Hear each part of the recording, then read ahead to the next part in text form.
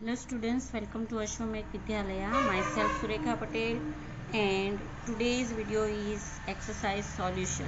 Students, chapter number 6 already completed.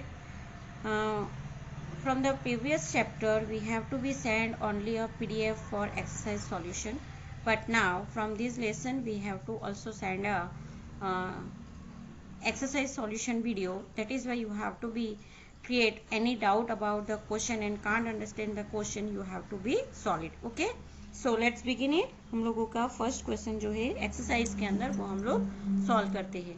ये जो videos है इसके साथ उसका पीडीएफ तो सेंड किया ही जाएगा, लेकिन आपको क्वेश्चन आंसर जल्दी से इजीली समझ में आए इसके लिए इसका अलग से वीडियो भी शेयर किया जाएगा. स्टूडेंट्स, जो असाइनमेंट पीडीएफ जाएगी वो रेगुलरली आपको आपके नोटबुक के अंदर करते रहना है और वो आपको खुद से करना है. उसके अंदर जो क्वेश्चन आंसर रहेंगे वो भी आपके टेस्ट के लिए इम्पोर्टेंट है. Okay, now what was the administrative system during the Rajput age. Rajput age के दौरान एडमिनिस्ट्रेटिव सिस्टम कैसे चलती थी वो हम लोगों को सीखना करना है.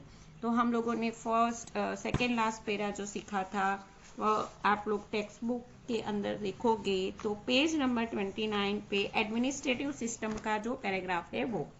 लेकिन स्टूडेंट एसएस के अंदर क्या होता है कि इतने बड़े बड़े पैराग्राफ होते हैं तो you can't have to be read, उसको अच्छे से समझ नहीं पाते हो और रीडिंग भी नहीं करते हो, आप लोगों को बाय हार्ट भी नहीं होता है. इसीलिए यहाँ पे मैंने टॉपिक वाइज ये क्वेश्चन नैरेटेड किया है. Okay, the administrative system of the Rajput age had, कैसे चलती थी. तो first one, the heir apparent select by the king was called the crown Prince.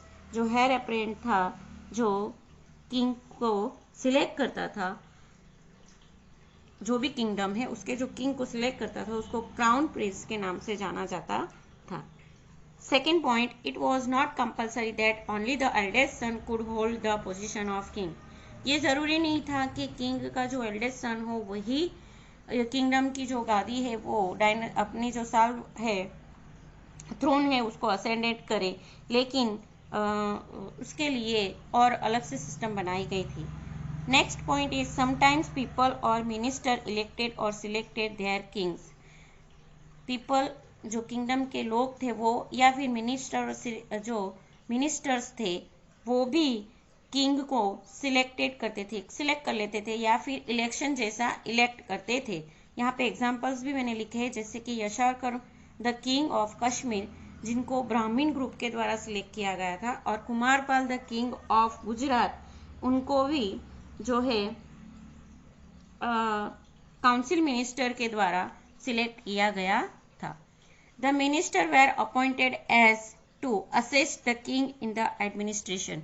King के सिलेक्ट हो जाने के बाद किंग जो है मिनिस्टर भी से अपॉइंट करते थे उनके असिस्टेंट के द्वारा कि जो है एडमिनिस्ट्रेशन का काम करते थे. ये जो मिनिस्टर थे वो लोगों के वेलफेयर का काम करते थे. फिर भी हम लोगों ने जैसे आगे पढ़ा था कि उन लोगों की जो पॉलिसीज थी उसके अंदर जो पुअर पीपल थे, जो वीक पीपल थे, वो कहीं ना कहीं जो है एक्सप्लॉइटेड होते थे.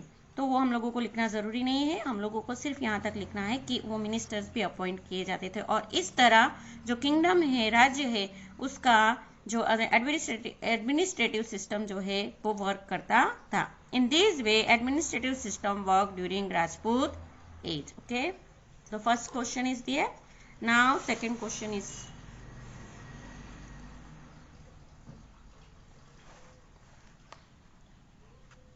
Question number 2. What was the development in the field of art and literature in the medieval age? Medieval age के दौरान आर्ट और लिटरेचर जो है उसके अंदर कैसा डेवलपमेंट हुआ था.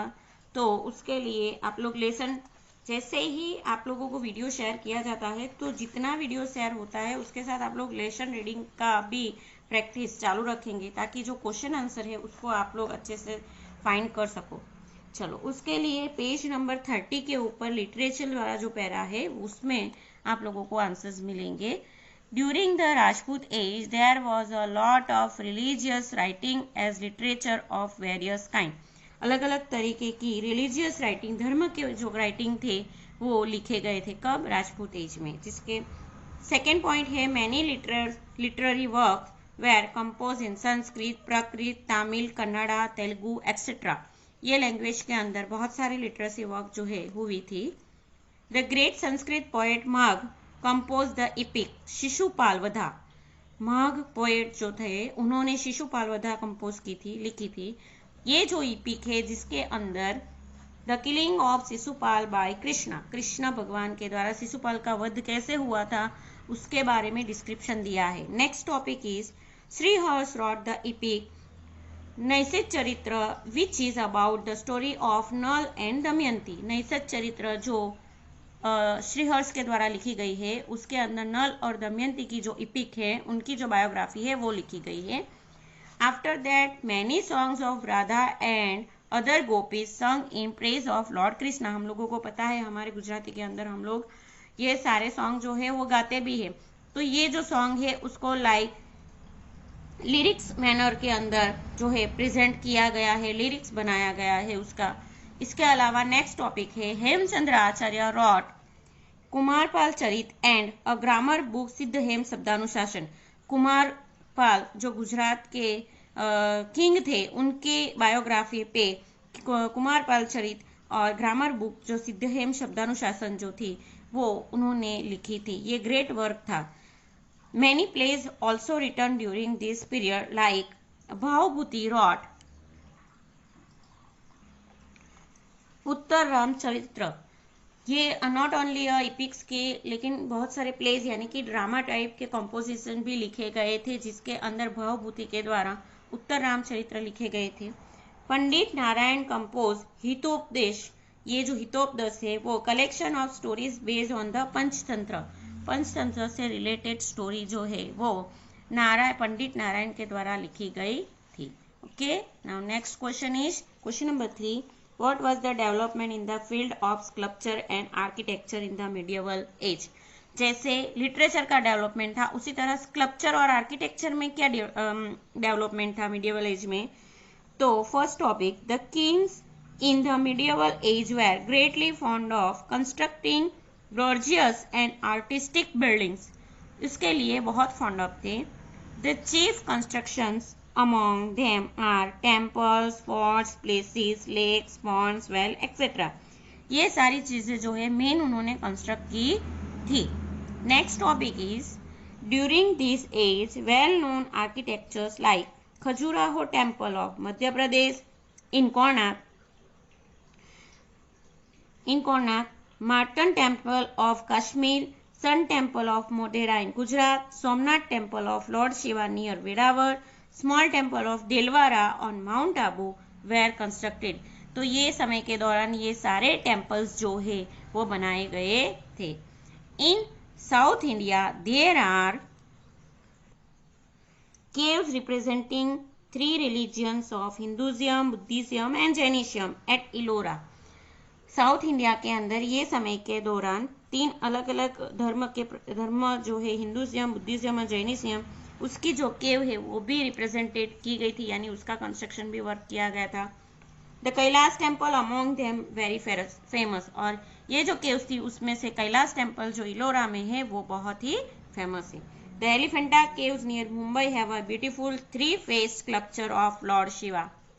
जो एलिफेंटा केव्स है मुंबई में जिसके अंदर 3 फेस शिवा का, लॉर्ड शिवा का 3 फेस वाला जो स्कल्पचर है मूर्ति that is a world famous है. The Meenakshi temple at Madurai is famous all over India. Madurai temple हमारे पूरे भारत देश के अंदर बहुत ही प्रसिद्ध है. The temples of South India are especially well known for their imposing gateways called gopuram. South India के जो टेम्पल्स है वो अपने गोपुरम के लिए यानी गेटवे के लिए बहुत ही प्रसिद्ध है.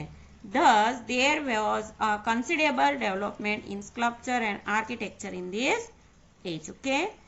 Now, next question is there. Question number 4. How did the Rajput rule come to an end? Why? Rajput rule जो है वो कैसे end हुआ? तो in the battle of Terai, Prithviraj Chauhan was defeated against Sabuddin घोरी. साबुद्दीन के सामने वो हार गया. The Sultan of Ghazna, and this the Rajput rule come to an end in Delhi. और इस तरह दिल्ली के अंदर राजपूत एज का जो है एंड हुआ. स्टूडेंट्स ये जो है वीडियो लेक्चर उसका पीडीएफ भी भेजा जाएगा, जो आपके नोटबुक के अंदर, एसएस की नोटबुक के अंदर आप लोगों को ये जो एक्सरसाइज है वो नोट डाउन भी करते रहना है।